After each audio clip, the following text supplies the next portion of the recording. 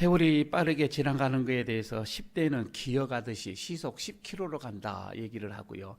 20대에는 걸어가듯이 이제 시속 20km로 간다. 세월의 빠름을 이렇게 얘기를 합니다. 30대에는 뛰어가듯이 시속 30km라 얘기를 하고요. 40대에서는 수레를 타듯이 시속 40km로 가게 되고 50대가 되어지면은 말을 타듯이 시속 50km라. 그러면 60대가 되어지면은 새가 날아가듯이 이렇게 됩니다. 그래서 시속 60km로 간다고 하고요. 그러면 70대가 되어지면요, 바람이 스쳐가듯이 이렇게 해서 시속 70km로 간다고 얘기를 하고요. 80대가 되어지면은 이거는 번개가 치듯이라고 얘기를 합니다. 시속 80km로 가게 되어지고요. 90대에는요, 빛의 속도로 이렇게 해서 시속 90km로 빨리 간다고 합니다. 100세 때는 어떻게 되는지 아십니까? 100세 때가 되어지면 주님이 오듯이 순식간에 이렇게 얘기를 합니다. 시속 100km로 간다고 얘기를 합니다. 그래서 한 어른이 갑자기 주님 앞에 서게 되었습니다. 그래서 이렇게 하소연을 했습니다. 주님, 저 너무 억울합니다. 돈을 이렇게 많이 벌게 해 주셨으면 돈을 쓸 수 있는 시간도 주셔야지요. 평생에 이렇게 일만 했는데 놀 시간도 좀 주어야지요. 평생에 구경 한번 가지 못하고 집에만 있고 일터에만 있었는데 이제 좀 돌아다닐 여행할 시간도 좀 주어야지요. 이렇게 주님 앞에 하소연을 했답니다. 그러니까 주님이 아니 그게 무슨 말이냐, 기회를 주지 않았다니, 나 기회를 내가 너에게 3번이나 줬는데 라고 말씀을 하시면서 그 첫 번째 기회가 너희 머리가 검은 머리가 흰 머리가 되어질 때에 늙음의 시작을 내가 줬지 않았느냐. 두 번째는 너의 시력이 약해져 갈 때에, 시력이 자꾸 떨어져 갈 때에 죽음이 가까이 왔다고 하는 것을 내가 줬지 않았느냐. 세 번째, 자꾸 체력이 약해져 가고 있을 때에, 하루하루 체력이 떨어져 가고 있을 때에 죽음이 너의 방문 앞에 서 있는 줄 몰랐더냐. 내가 이렇게 기회를 3번이나 줬는데 라고 주님께서 그러시더래요. 여러분, 우리 세월을 아껴야 됩니다. 올 한 해도 여러분 열심히 우리 한 해 세월을 아껴서 정말 하나님 보시기에 또 내 마음에 부족함이 없이 그런 삶을 살아야 됩니다. 시력이 좀 여러분 괜찮을 때 성경 많이 읽으시기를 바랍니다. 그리고 좀 우리의 체력이 있을 때 봉사 온껏 하시기를 바랍니다. 기도할 수 있을 때에 여러분 열심히 기도하시면서 신앙생활 하시기를 바랍니다. 올해 우리 총회에서 믿음의 이 생활의 주제를 영적 부흥으로 민족의 동반자 되게 하소서라는 슬로건을 걸었습니다. 여러분, 여기에서 우리가 민족의 동반자라고 하는 게 너무 이게 거창하고 좀 부담이 된다면 그렇게 생각하지 않으셔도 됩니다. 이 지역의 동반자, 이 지역을 섬기는 자, 이렇게 생각을 하셔도 될 것 같습니다. 문제는 여기에서 동반자가 되기 위하여서, 지역을 섬기는 자가 되기 위해서는 먼저 우리 안에 영적인 부흥이 일어나야 한다고 하는 것입니다. 이것이 첫 번째가 되어지는 것이지요. 그래서 올해는 내 안에 영적인 부흥이 일어나도록 여러분 최선을 다해서 힘을 모으시기를 바랍니다. 할 수 있는 대로 내 영적인 부흥, 내 영적인 회복을 위하여서 힘을 쓰시기를 바랍니다. 저도 일을 위해서 우리가 1년 동안 최선을 다해서 해 나갈 것입니다. 그런데 오늘은 이제 첫째 시간 속에서 이런 내 안에 영적인 부흥이 일어나기 위해서, 영적인 부흥을 위하여서 여러 가지가 있는데 오늘 첫 번째 하나를 놓고 하기를 하겠습니다. 오늘 말씀 속에서 이게 나오는데 제일 먼저 영적 부흥을 일어나기 위해서 해야 할 일이 말씀으로 나가는 길입니다. 주의 말씀을 듣는 것입니다. 말씀을 들어야 영적인 부흥이 비로소 시작이 되어진다고 하는 것입니다. 오늘 2절에서 이렇게 본문 속에서 말씀을 하고 있습니다. 여호와여, 내가 주께 대한 소문을 듣고 놀랐나이다. 주에 대한 소문을 듣고 놀랐나이다. 이것은요, 본래 이 원문으로 들어가게 되면 하나님께서 나에게 주신 이 계시의 말씀을 듣고 이 말입니다.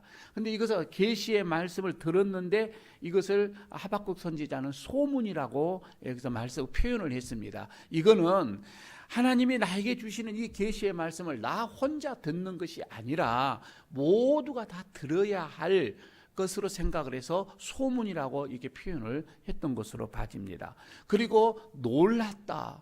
그 말씀의 계시를 듣고 너무 놀랬던 거예요. 그런데 여러분, 이 놀람이라고 하는 것은 내가 생각한 것보다 더 훨씬 큰 어떤 충격이 왔기 때문에 놀람이잖아요. 원문에는 이렇게도 아닙니다. 이 놀람보다도 더 큰 것이 있어요. 그것은 하나님께 대한 경외심으로 나옵니다. 그러니까 말씀을 들음으로 인하여서 하나님께 대한 어떤 심각한 어떤 경외심이 생겨났다, 이 말씀입니다. 여러분, 우리가 이 말씀을 우리가 보면서 하박국 선지자가 무슨 계시의 말씀을 들었기에 이렇게 놀라 자빠졌는가? 이렇게 하나님의 말씀, 어떠한 말씀을 들었기에 하박국 선지자는 이렇게 하나님께 향한 경외심이 생겨났는가, 이거예요. 이거는 1장, 2장을 먼저 봐야 되는 겁니다. 이게 3장이잖아요. 하박국 선지자는 그게 선지서 이게 많지 않아요. 1장, 2장, 3장으로 되어져 있는데 하박국이 먼저 하나님께 의문의 기도를 2가지를 올립니다.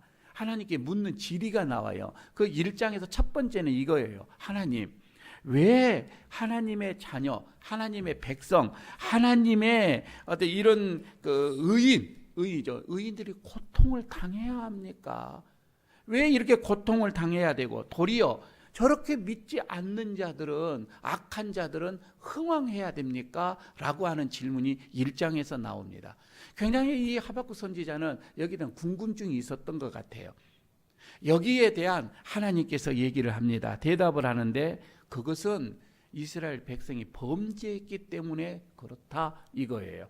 범죄했기 때문에 고통을 당하게 되어지는 것이고, 이건 하나님의 섭리고, 그리고 이거는 임시적인 거다. 임시적인 어떤 이런 현상이다. 오래가지는 않을 거다, 이런 얘기가 되겠지요.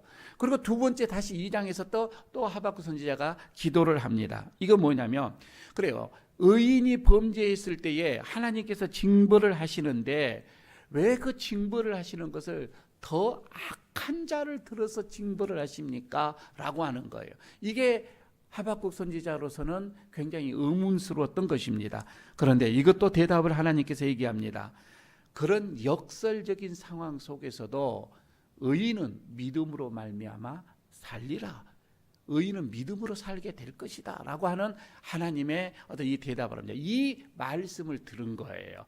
이 말씀을 듣고서 하박국 선지자는 이제 그 기도를 찬양으로 표현을 하고 있습니다. 그래서 오늘 본문 그 1절에서 시기온옷에 맞춘 선지자 하박국의 이 기도라, 이렇게 얘기를 하잖아요. 여기서 시기온옷이라고 하는 거, 이거는 그 악기의 하나 일종입니다. 현악기의 일종인데 우리가 수금으로 이렇게 표현을 해도 되겠습니다. 이게 시편 7편에 보게 되면 시기온옷이라고 하는 게 나옵니다. 표제에서 시가오온이라고 하는 것이 나오는데 이와 같은 어떤 이 악기로 이렇게 보시면 되겠지요. 그 악기에 맞춰서, 수금에 맞춰서 이제 기도를 하는데 찬양의 형식으로 기도를 하는 것입니다. 오늘 그게 이제 3가지. 오늘 2절 1절이지만은 그 내용은 뚜렷하게 3가지를 우리에게 말씀을 해주고 있죠. 그 첫 번째가 뭐예요? 그러니까 여러분, 우리는 하나님의 말씀, 그러니까 이 하나님의 말씀을 듣는 거.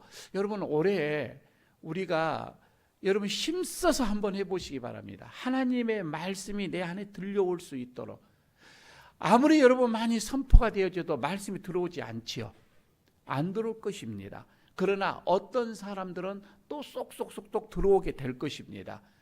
말씀이 내 안에 들어오도록 해야 여러분 이때서부터 내 영적인 부흥은 시작이 된다고 하는 것이에요. 여러분, 지금 이 시대에 나에게 하나님께서 주시는 말씀이 무엇일까? 하나님은 나에게 무슨 말씀을 하실까? 여러분, 우리는 깨어서 그 말씀을 들어야 합니다. 그러나 이 시대는 또 한편으로는 하나님의 말씀을 듣지 못하도록 너무 많은 환경적으로나 이런 미혹하는 영들이 너무 많이 있다라고 하는 겁니다. 그래서 우리는 하나님의 말씀이 그렇게 귀하지가 않아요. 하나님의 말씀을 여러분 우리가 정말 귀하게 들어야 되는데 뒷전이에요. 소홀하게 여긴다 이 말입니다. 다 여러분 하나님의 말씀보다도 더 귀한 것들이 우리의 삶 속에 너무 많아요. 그래서 말씀을 듣는 것을 우리가 생명을 걸고 들으려고 하지를 않는 게 우리들이에요. 그러나 말씀이 들어올 때에 비로소 우리의 영적인 것은 부흥이 시작된다라고 하는 것입니다. 제가 말이에요. 이제 목회가 딱 32년째예요. 32년째 이 목회를 하는데 여러 가지가 있지만 경험 중에 하나가 말씀을 소홀히 하는 자 이 말입니다. 말씀을 소홀히 하는 자, 하나님을 두려워하지 않는 자, 말씀을 경히 여기는 자, 이런 사람들은 세상의 바벨론의 포로가 되어집니다. 세상의 바벨론의 포로가 되어져서 큰 고통 중의 인생을 살아가는 게 제가 경험 중에 하나입니다. 여러분 우리가 다시금 겸손한 마음으로 하나님의 말씀에 귀를 기울여야 할 2019년도입니다. 어떠한 말씀이든지 그 말씀이 내 속에서 충격으로 와 닿아져야 됩니다. 그 말씀이 놀라움으로 다가와져야 되는 겁니다. 하나님께서 말씀하시는 것은 내 안에 충격으로 와 닿아져야 됩니다. 여러분 그래야 영적 부흥은 시작이 되어지는 것입니다. 하나님 여러분 생각해 보십시오. 성도들의 삶의 기준이 뭐예요? 말씀입니다. 성도는 그렇습니다. 말씀이 기준이 되어야 됩니다. 우리들의 판단의 기준이 뭐예요? 말씀이 되어져야 되는 겁니다. 우리의 행동의 기준이 뭐예요? 말씀이 되어져야 되죠. 말씀이 기준이 되어져야 되는데 여러분 우리가 그 말씀을 듣지 아니하면 어떻게 돼요? 딱 하나 현상이 나타나는데 내 생각대로 가는 거예요. 내 생각대로 판단하는 거예요. 말씀이 내 속에 없으면 내 생각이 기준이 되어져 간다 이 말입니다. 여러분 그렇게 되어지면 우리의 생각과 우리의 내 생각이 하나님의 말씀을 넘어서 가게 되어지면 그때부터는 여러분 바벨론에 우리는 포로가 될 수밖에 없다고 하는 것이지요. 더 이상 우리의 신앙의 자세, 기도의 내용, 우리의 삶의 태도, 여러분 이 모든 것은 내 생각보다 하나님의 말씀에 더 귀를 기울여야 할 것입니다. 여러분 말씀이 들어올 때마다 여러분 이렇게 고백하십시오. 주여 나를 불쌍히 여겨주십시오. 나는 죄인입니다. 여러분 그런 마음으로 우리가 이 말씀을 대한다면 그때부터 나를 지배하고 있는 이 바벨론 그리고 사단이 나를 지배함으로 인하여서 생겨나는 거짓, 미움, 시기, 질투, 어떤 교만함 이런 데서부터 우리가 영적 회복이 이루어진다 이 말입니다. 아무쪼록 올해는 말씀이 여러분들의 생각과 여러분들의 삶을 잡아서 이제 말씀 속에 여러분들이 들어와 다시금 영적 회복의 시작이 이루어지기를 축복합니다. 두 번째, 우리가 영적 회복을 위하여서 오늘 하박국 선지자가 또 얘기를 합니다. 이거는 구원에 대한 갈망이 있어야 되는 겁니다. 오늘 2절 중간절에 이렇게 나오죠. 뭐라고 합니까? 여호와여 주는 주의 일을 이 수년 내에 부응하게 하옵소서. 이 수년 내에 나타내시옵소서라고 중간 부분에 2절 중간 부분에 말씀을 하고 있지요. 여러분 이 말씀 말이에요. 이 하박국은 하나님의 뜻을 깨달았습니다. 깨닫는 즉시 주의 일이라고 하죠. 주의 일을, 이 말은 하나님의 그 뜻이 성취되어지기를 원합니다. 그 뜻이잖아요. 하나님의 일이 성취되어지기를 원한다. 그러면 주의 일을 이 수년 내에 부응하게 하옵소서. 사실 여러분 지금까지 여러분 교회들이 교회 부흥을 위해서는 이 구절을 많이 사용을 했습니다. 이 구절을 놓고서 해서 그렇죠. 교회가 빨리 부흥되지기를 위하여서 얼마나 많이 이용을 했습니까? 그러나 그 뜻이 아니에요. 오늘 이 본문의 이 말씀은 선지자가 그럽니다. 그렇게 하나님의 일, 하나님의 그 뜻이 속히 이루어지기를 바라는 그것이 뭐냐 이거예요. 첫째는 바벨론의 심판이었었습니다. 지금 하박국 선지의 역을 얘기하는 것은 바벨론의 어떤 그 포로가 되어져 있는 이스라엘 백성들을 구하는 것이 기도거든요. 그래서 바벨론의 심판, 그 다음에 유다의 회복, 이 두 가지의 이 구원이잖아요. 이것을 놓고 말하는 것이었던 거이죠. 사실 저는 우리에게도 이런 간절함이 좀 있었으면 좋겠어요. 2018년, 19년도에 우리들의 간절한 소원, 소망, 바람, 여러분 이것은 우리의 내 영적인 어떤 이 회복을 위해서 반드시 필요한 것이 바로 이 구원에 대한 갈망이다 이 말입니다. 나를 지금 짓누르고 있는 이 바벨론에서 하나님 속히 나를 구원해 주시옵소서 이거예요.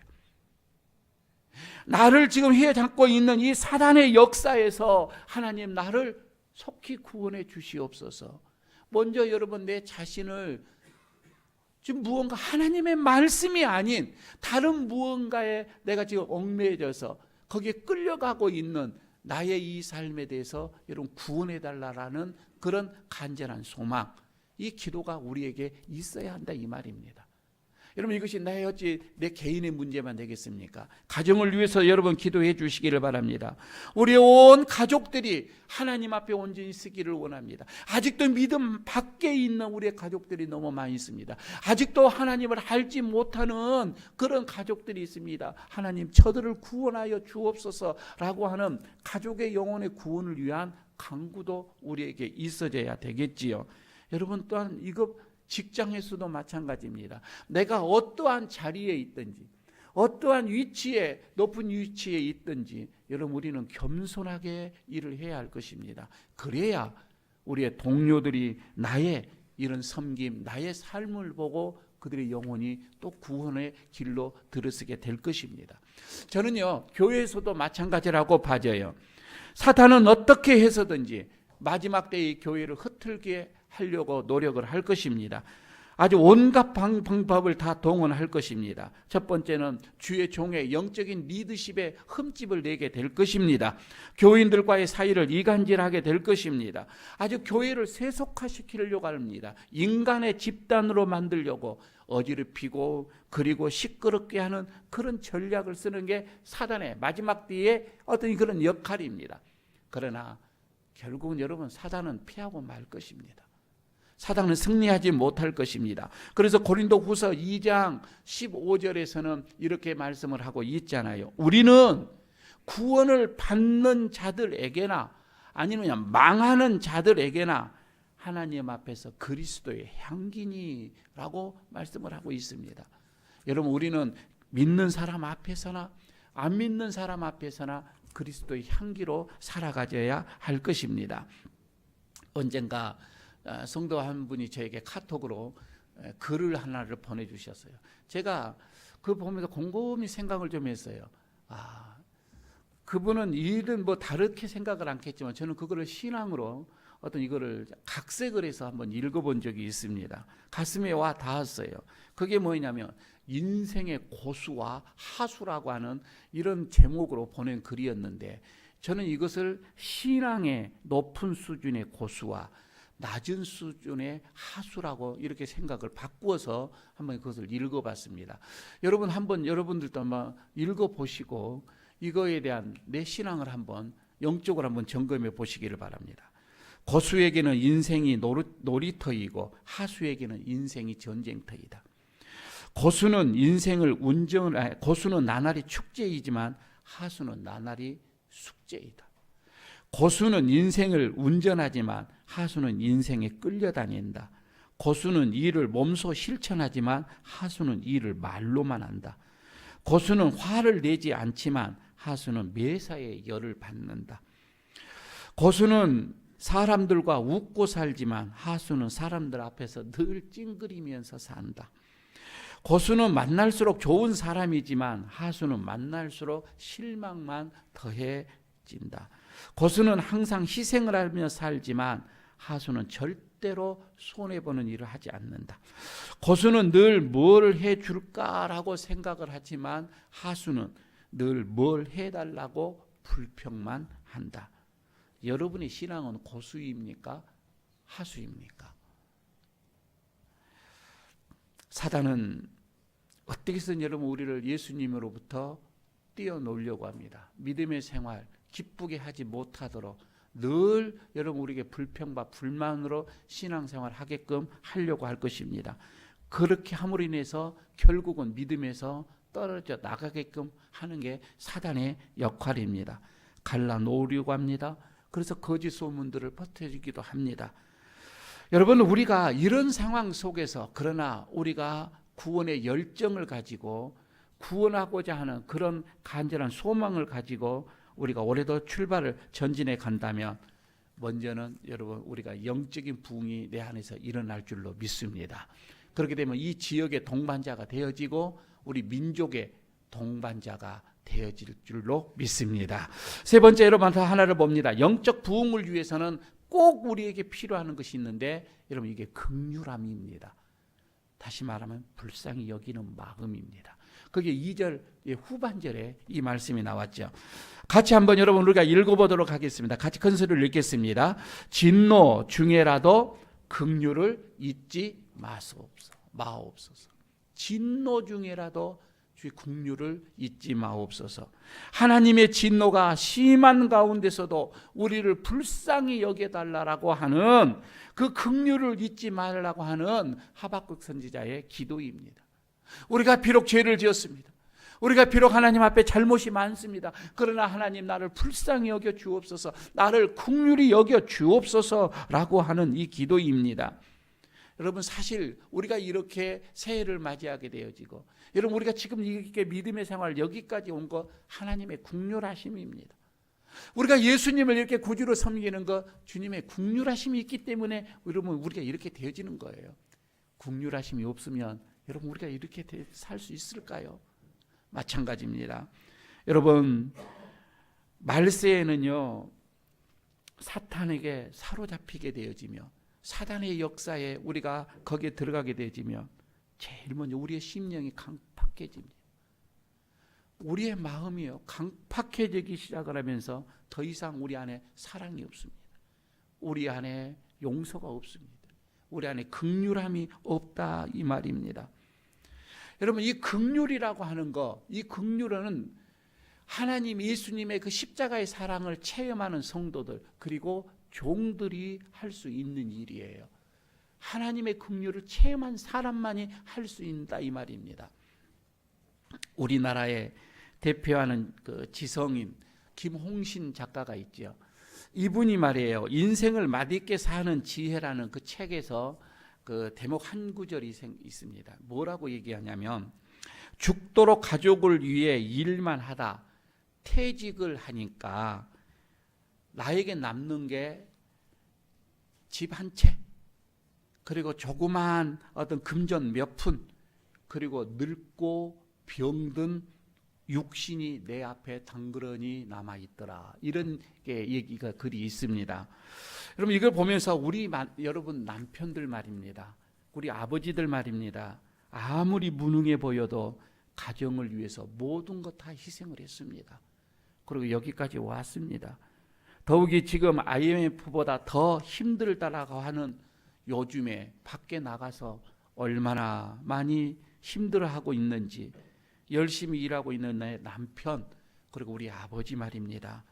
여러분 우리가 불쌍히 여기는 긍휼히 여기는 마음이 있어야 한다 이 말입니다. 살아 계시는 것 그 자체만으로도 사실 감사한 일이에요. 그러면 어찌 남편과 아버지만 긍휼히 여깁니까? 불쌍히 여깁니까? 그렇지 않습니다. 아내나 어머니들도 여러분 참으로 불쌍합니다. 애 낳아서 기르지요, 밥하지요, 빨래하지요, 설거지하지요, 반찬하지요, 집안 청소 다 하지요, 굳은 일 다 하지요. 심지어는 시댁의 식구들까지도 다 거두지요. 그뿐입니까? 밖에 나가서 그래서 또 알바해서 또 돈 벌어 오지요. 아니요. 더 심하면 친정에 가서 돈까지 끌어오지요.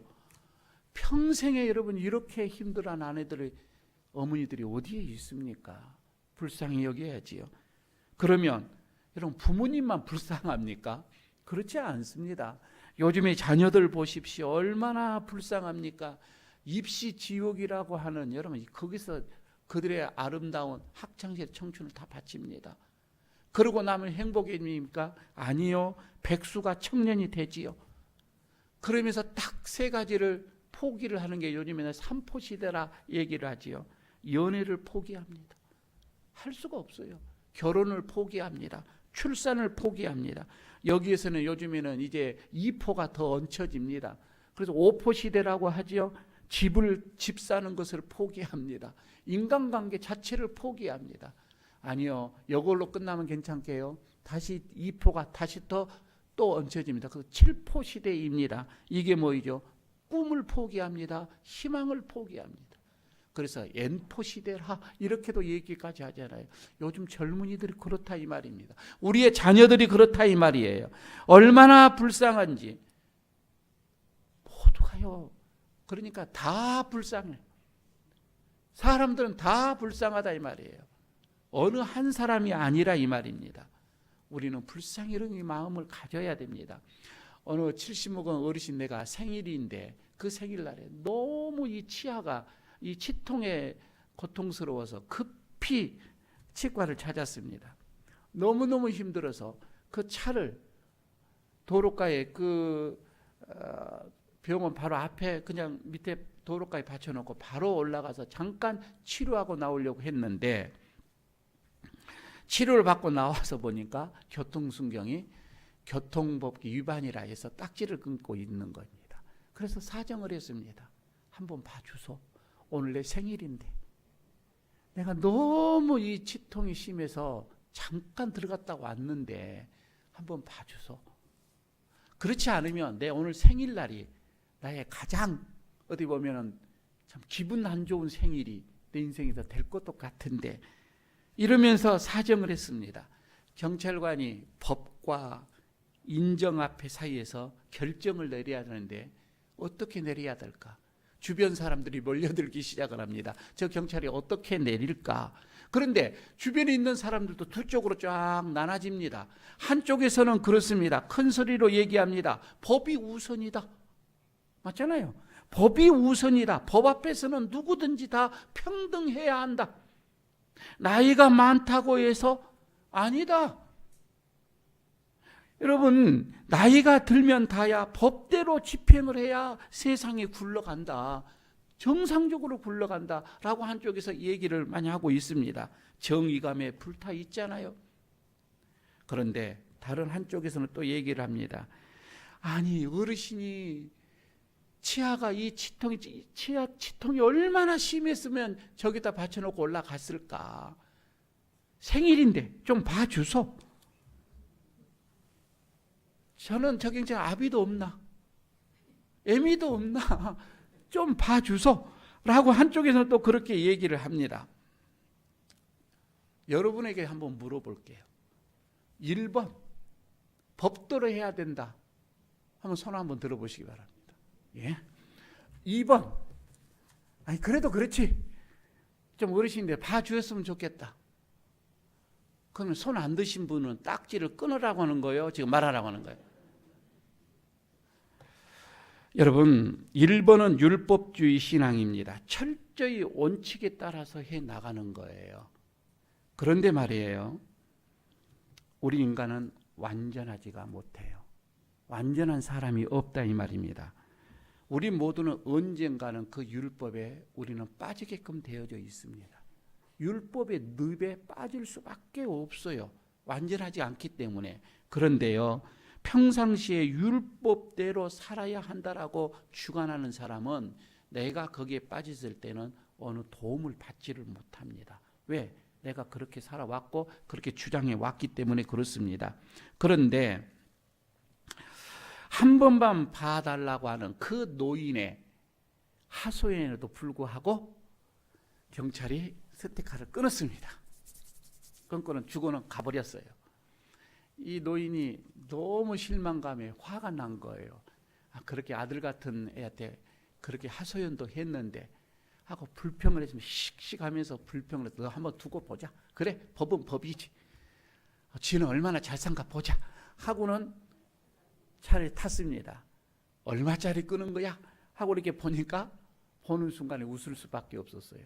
거기에는 몇만 원이 끊어진 것이 아니라 어르신 생일 축하합니다 라고 하는 그 글을 써놓고 그냥 갔더라 이 말입니다.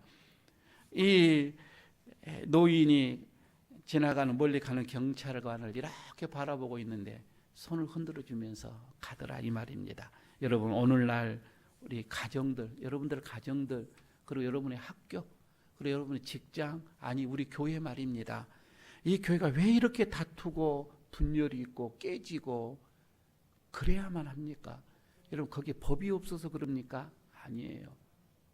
거기에 여러분 법과 원칙이 없어서가 아니라 서로에 대한 불쌍히 여기는 긍휼함이 없기 때문에 그렇다 이 말입니다. 우리는 지금 긍휼이 없는 시대에 살아가고 있습니다. 여러분 내 마음을 한번 이 시간 돌이켜 보시기를 바랍니다. 서로에 대한 긍휼한 마음이 없고요. 남의 어떤 그 실수를 우리가 바라보고 있고 그 실수만을 우리가 기다리고 있고 우리의 마음속에 저 마음 어떻게 되는가 보자 시기하는 마음, 죽이고자 하는 그런 마음이 남아 있다면 그 사람 여러분 절대 하나님의 자녀 아닙니다. 그리고요 천국의 복도 누리지 못합니다. 결정적일 때 하나님의 긍휼함을 받지 못합니다. 여러분들이 서로 불쌍히 여길 때에 서로 긍휼함을 여러분들이 가질 때에 여러분의 자신이 먼저 영적 회복의 축복이 있습니다. 그리고 여러분의 가정이 행복할 겁니다. 그리고 여러분 우리 교회 말이에요. 우리 교회가 은혜가 차고 넘쳐지고 화평이 시작이 될 것입니다. 무엇보다도 여러분 우리들의 신앙생활이 기쁨으로 시작이 될 거예요. 2019년도 여러분 우리가 이렇게 살아야 되지 않겠습니까? 그래서 영적 부흥으로 민족의 동반자가 되어지고요. 이 지역에 여러분 우리가 복음화 하는데 우리가 우리 예일교회가 조금 이렇게 감당해야 되지 않겠습니까? 그리고 민족을 구하고 아니 땅끝까지 여러분 이래서 우리가 선교하는 그런 마음 하나님 앞에 귀하게 쓰이는 마음이 교회가 되어져야 되지 않겠습니까? 이런 영광스러움이 2019년도에 있어지기를 바라겠습니다. 여러분 새해에도 비록 우리의 삶이 풀리지 않을 수도 있어요. 여러분 우리가 보면 힘들고 더 어려워질 수도 있어요. 그러나 여러분 오늘 말씀처럼 소망 중에 여러분 우리가 말씀 듣는 데에 최선을 다하시기를 바랍니다. 그리고 구원의 열망 품고 기도하십시오. 그리고 긍휼을 베풀며 살아가십시오. 그런 여러분들에게 올해도 하나님의 은혜가 이슬처럼 내려서 상처난 여러분들의 마음을 치유가 되어지고 하늘의 복을 누리며 나누는 그런 복된 2019년도가 되어지기를 축복합니다.